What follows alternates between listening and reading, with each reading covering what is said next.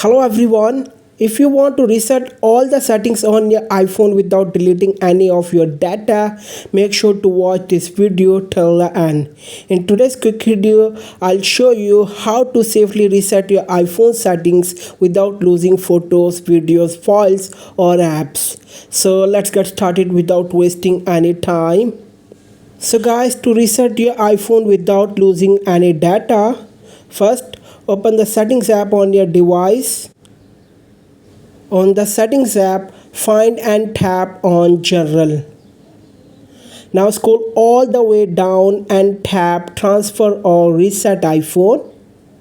On the next screen, tap reset. Now choose reset all settings. Enter your iPhone passcode and confirm by tapping reset all settings again. Your iPhone will now restart.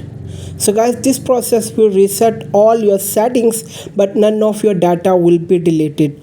All your photos, videos, apps and files will stay safe and exactly where they are. If you found this video helpful, give it a like, subscribe to the channel and hit the bell icon so you don't miss more helpful videos like this one. Thanks for watching and I'll see you in the next one.